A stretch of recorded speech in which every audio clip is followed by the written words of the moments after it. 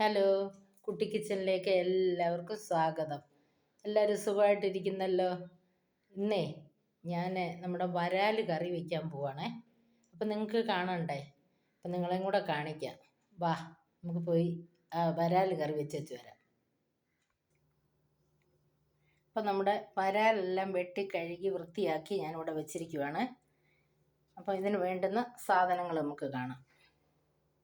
ഉള്ളി, കറിവേപ്പില, ഉലുവ, പുളി, ഇഞ്ചിയും വെളുത്തുള്ളിയും ചതച്ചത്, ഈ തവിക്ക് 4 തവി എന്ന് വെച്ചാൽ ഈ ചെറിയ വലിയ സ്പൂണ്, ഇതിന് 4 തവി മുളക് പൊടി, 1 തവി മല്ലിപ്പൊടി.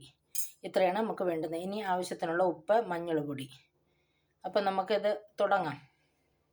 അപ്പം നമ്മളൊരു ചീനിച്ചട്ടി അടുപ്പിൽ വെച്ചിട്ടുണ്ട്. ആവശ്യത്തിനുള്ള വെളിച്ചെണ്ണ ഒഴിച്ചു കൊടുക്കാം. അപ്പം നമ്മുടെ വെളിച്ചെണ്ണയൊക്കെ ഇവിടെ തിളച്ചിട്ടുണ്ട്. ഇതിലേക്ക് കടുക് ഇട്ട് കൊടുക്കാം.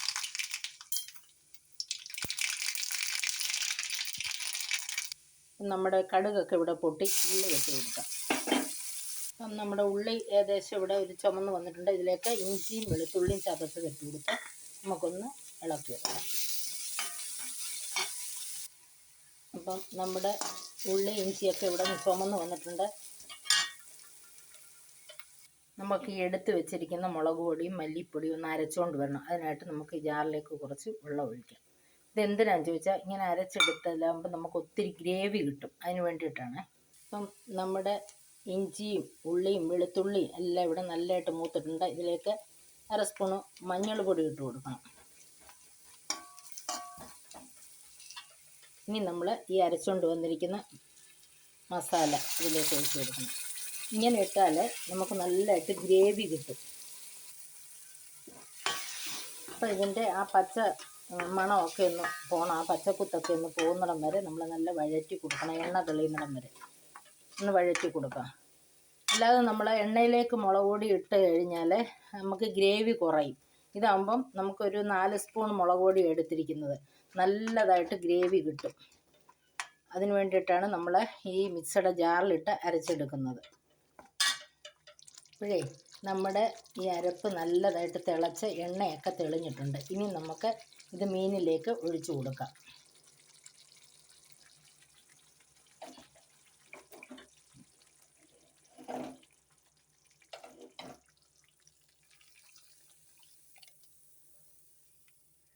ആവശ്യത്തിനുള്ള വെള്ളവും കൂടെ ചേർത്ത് കൊടുക്കണം.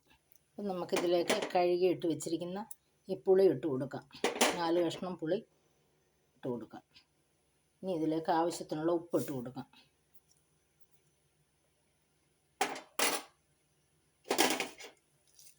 കറിവേപ്പില ഇട്ട് കൊടുക്കാം. കുറച്ച് കായം,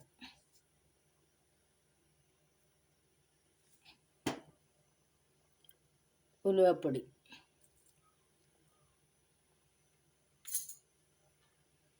ഇനി നമുക്ക് ഇത് നല്ലതുപോലെ ഒന്ന് ഇളക്കി ഒന്ന് ചുറ്റിച്ചെടുക്കണം. ഈ ചട്ടി ഒന്ന് ചുറ്റിയെടുക്കണം നമുക്ക്.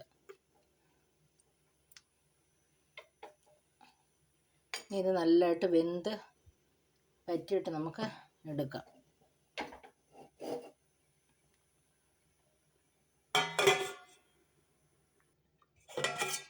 നമ്മുടെ കറിയൊക്കെ ഇവിടെ നല്ലതായിട്ട് തിളച്ചിട്ടുണ്ട്.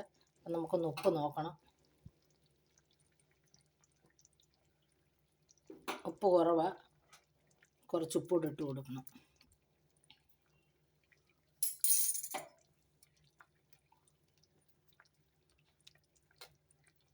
ഇനി ഒന്നും കൂടെ അടച്ച് വെച്ച് വേവിച്ചെടുക്കാം നമുക്ക്. അപ്പം നമ്മുടെ മീൻകറിയൊക്കെ ഇവിടെ നല്ലതായിട്ട് പറ്റിയിട്ടുണ്ട്. നമുക്കിനി ഇത് വാങ്ങി വയ്ക്കാം. കുറച്ച് പച്ച വെളിച്ചെണ്ണ ഒഴിച്ചിട്ടാണ് വാങ്ങി വയ്ക്കുന്നത്. അപ്പം നമ്മുടെ മീൻകറിയൊക്കെ ഇവിടെ എണ്ണ തെളിഞ്ഞിട്ടുണ്ട്. ഇനി ഇതിലേക്ക് ശകലം പച്ച വെളിച്ചെണ്ണ ഒഴിച്ച് കൊടുക്കാം. ഇനി ഇതൊന്ന് തിളച്ചിട്ട് നമുക്ക് വാങ്ങി ഒരു പാത്രത്തിലെടുക്കാം. നല്ല സ്വാദിഷ്ടമായ മീൻകറി ഇവിടെ റെഡിയായി. അപ്പം നമ്മുടെ മീൻകറിയുടെ തീയെല്ലാം ഇവിടെ ഓഫ് ചെയ്തു. നമുക്കിനി ഇതൊരു പാത്രത്തിലേക്ക് വിളമ്പിയെടുക്കാം. അപ്പം നമ്മുടെ വരാൽ കറി ഇവിടെ റെഡി ആയിട്ടുണ്ട്. നമുക്കിതൊരു പാത്രത്തിലേക്ക് എടുക്കാം. നമ്മുടെ സൂപ്പർ ടേസ്റ്റുള്ള വരാൽ കറി ഇവിടെ റെഡി ആയിട്ടുണ്ട്. ഇത് നിങ്ങളെല്ലാവരും ഉണ്ടാക്കി നോക്കണം. ഉണ്ടാക്കി നോക്കിയിട്ട് നിങ്ങൾക്ക് എല്ലാവർക്കും ഇത് ഇഷ്ടപ്പെട്ടെങ്കിൽ എനിക്ക് ലൈക്ക് ചെയ്യണം, സബ്സ്ക്രൈബ് ചെയ്യണം, കമൻറ്റ് ചെയ്യണം. വീണ്ടും ഒരു വീഡിയോ ആയിട്ട് നമുക്ക് ഉടനെ കാണാം.